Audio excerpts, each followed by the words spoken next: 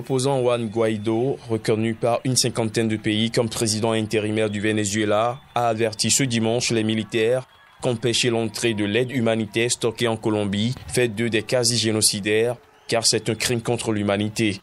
Plusieurs tonnes d'aliments et de médicaments envoyés des États-Unis sont stockés depuis jeudi dernier dans les entrepôts aménagés à Cúcuta, en Colombie, près du pont international de Tienditas, barré par des militaires vénézuéliens avec 2 conteneurs et une citerne. L'aide humanitaire n'est pas un nom, elle a un visage, ce sont des familles, ce sont des noms qui nous interpellent.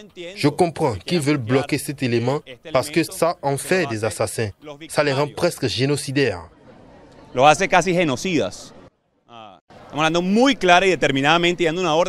Nous parlons de manière très claire et décisive et nous donnons l'ordre aux forces armées de permettre l'entrée de l'aide humanitaire afin de sauver des vies au Venezuela.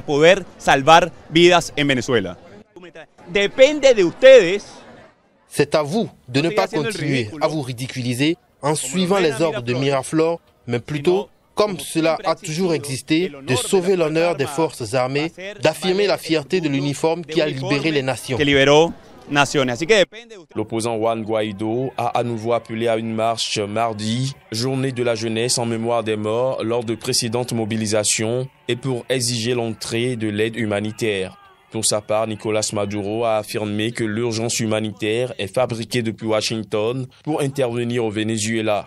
Le président socialiste qualifie l'envoi de l'aide de show politique et attribue la responsabilité de la pénurie d'aliments et de médicaments aux sanctions imposées par les États-Unis.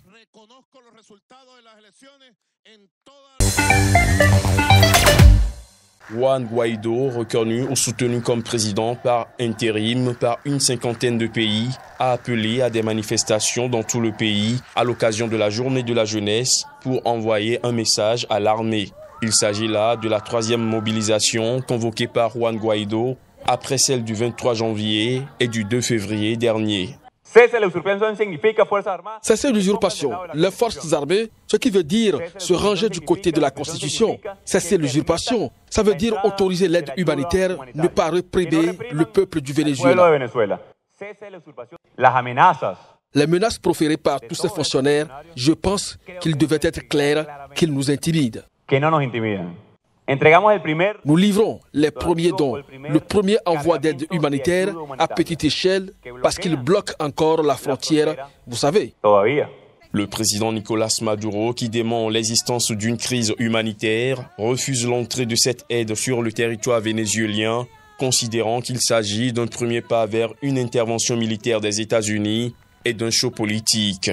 Mais alors que l'opposant Juan Guaidó appelle le peuple à descendre dans la rue, des Vénézuéliens recevaient des médicaments lors d'une journée médicale organisée par le gouvernement du président Nicolás Maduro sur le pont international Tienditas du Rena à la frontière avec la Colombie.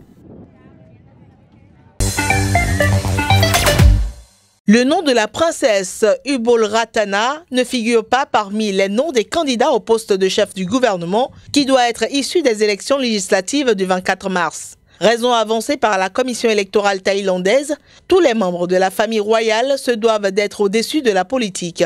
Cet épisode vient mettre un terme à plusieurs jours de crise. En effet, le Thai Raksa Chart, parti allié à l'ancien premier ministre Thaksin Shinawatra, annonce la candidature de la princesse. La nouvelle provoque une onde de choc dans le pays où les membres de la famille royale sont traités avec un statut quasi divin et échappent à toute critique. Quelques heures plus tard, le roi qualifie la candidature de sa sœur d'autrement inappropriée. Le Thai Raksa Chart annonce rapidement qu'il se conformera aux souhaits du monarque et la commission électorale valide le retrait lundi. Le sort du Thai Raksa Chart restait quant à lui incertain. La commission électorale pourrait en effet décider que la candidature de la princesse était contraire à la Constitution, ce qui serait un premier pas vers une éventuelle dissolution de ce parti. Déjà, un groupe d'activistes thaïlandais a soumis une pétition aux autorités électorales demandant la censure du parti Thai Raksa Chart. De son côté, ce parti demande à la commission électorale d'examiner les qualifications du chef de la junte du pays pour devenir Premier ministre.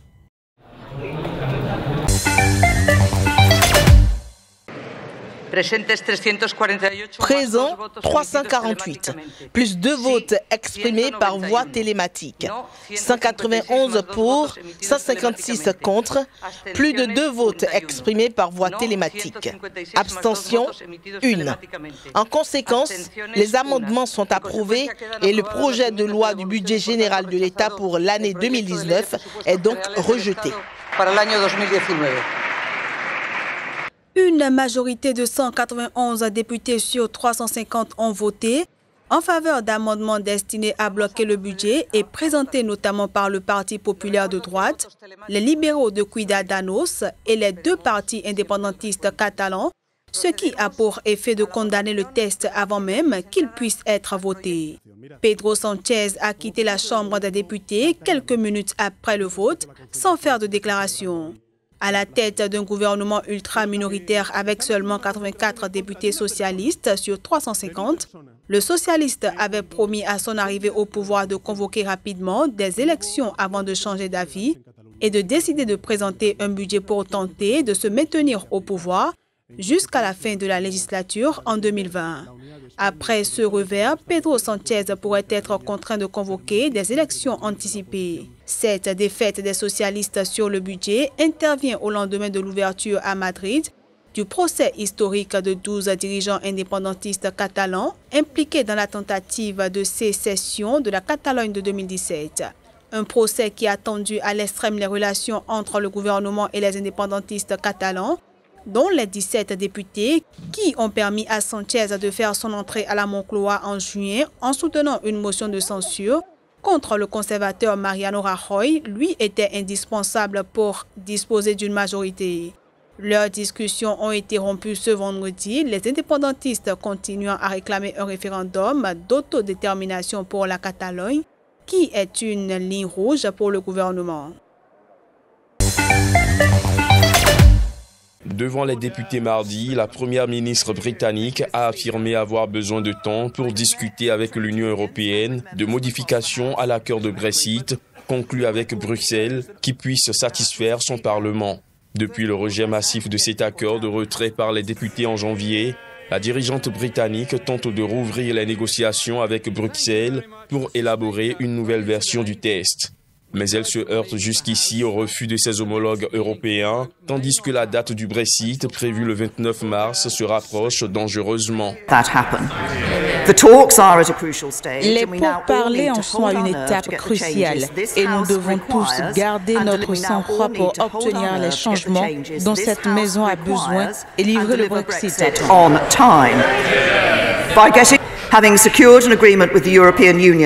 Après nous être mis d'accord avec l'UE sur des discussions supplémentaires, nous avons à présent besoin de temps pour achever ce processus. Il a parlé de jouer la montre, non? Je voulais que ce soit réglé avant Noël. J'ai proposé un accord avant Noël. Les discussions entre Theresa May et les dirigeants européens butent jusqu'ici sur la question du backstop, le filet de sécurité irlandais prévu pour éviter le retour d'une frontière physique entre l'Irlande du Nord britannique et la République d'Irlande. Ce dispositif prévoit en dernier recours de maintenir le Royaume-Uni dans une union douanière avec l'Union européenne, ainsi qu'un alignement réglementaire sur l'Union européenne plus poussé pour l'Irlande du Nord.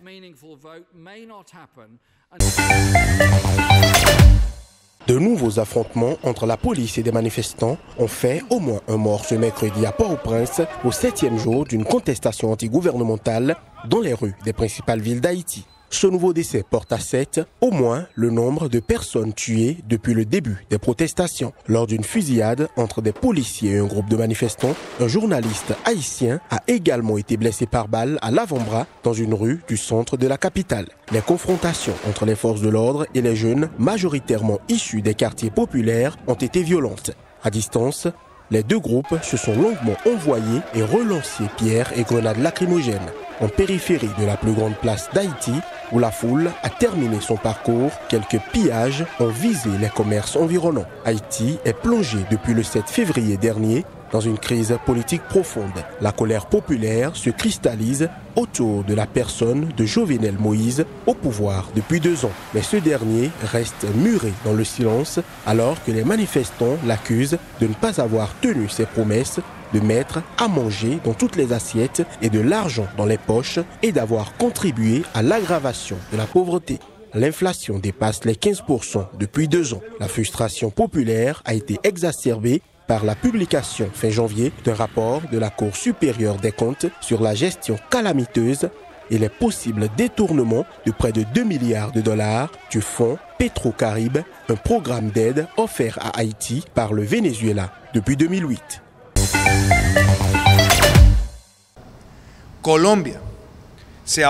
La Colombie a offert et continuera d'offrir son territoire pour l'arrivée de l'aide humanitaire et nous demandons à la communauté internationale de comprendre que bloquer l'accès humanitaire est un crime contre l'humanité de la part du dictateur Nicolás Maduro.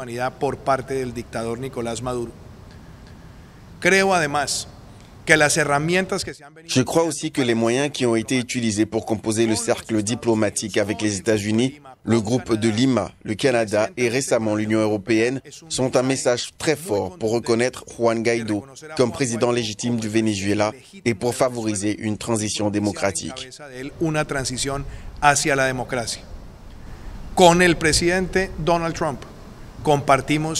Avec le président Donald Trump, nous partageons cet objectif. Libérer le Venezuela de la dictature, objectif partagé par la grande majorité des pays de l'hémisphère et qui est également partagé par la majorité des pays de l'Union européenne.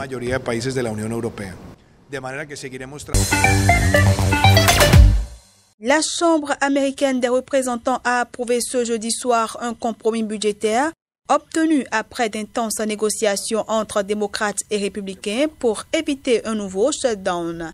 Le président Donald Trump doit désormais promulguer le texte, approuvé par 300 élus, 128 ont voté contre. Le Sénat l'avait déjà approuvé à une large majorité et la Maison-Blanche a indiqué que le président Donald Trump le promulguerait et annoncerait par ailleurs l'urgence nationale pour financer le mur qu'il a promis à la frontière mexicaine. Je dirais à tous mes collègues, Donald Trump a indiqué qu'il est prêt à signer la loi. Il va également signer une déclaration d'état d'urgence nationale dans le même temps. Et je lui ai dit que je soutiendrai la déclaration d'état d'urgence nationale.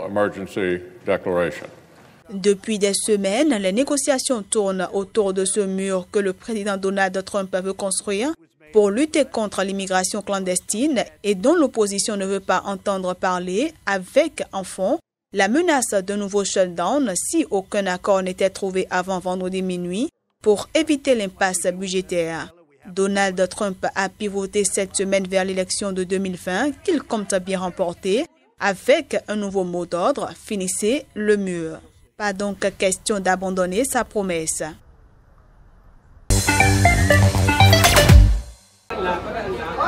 Maria Ressa est détentrice d'un site d'information dénommé Rappler, engagée dans un bras de fer avec le président Rodrigo Duterte. La journaliste, âgée de 55 ans, a passé la nuit en détention après son arrestation dans son bureau de Manille mercredi.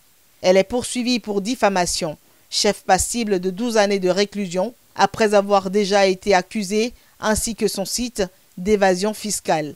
En effet, Rappler mène bataille contre la guerre antidrogue meurtrière menée par le président Duterte depuis son arrivée au pouvoir en 2016.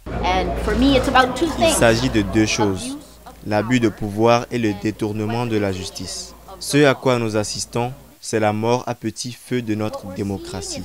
La liberté de la presse, ce n'est pas que pour les journalistes, ok? Il n'est pas question que de moi ou de Rappler. La liberté de la presse est le fondement de chaque droit de chaque Philippin à connaître la vérité pour qu'on puisse demander des comptes à ceux au pouvoir. Maria Ressa s'est acquittée de 1 700 €. Les nouvelles charges découlent d'un article écrit en 2012 sur les liens supposés entre un homme d'affaires et le président de l'époque de la Cour suprême de l'archipel. Les poursuites à l'encontre de la journaliste résultent d'une loi controversée sur la cybercriminalité réprimant la diffamation en ligne, mais aussi le harcèlement ou la pédopornographie.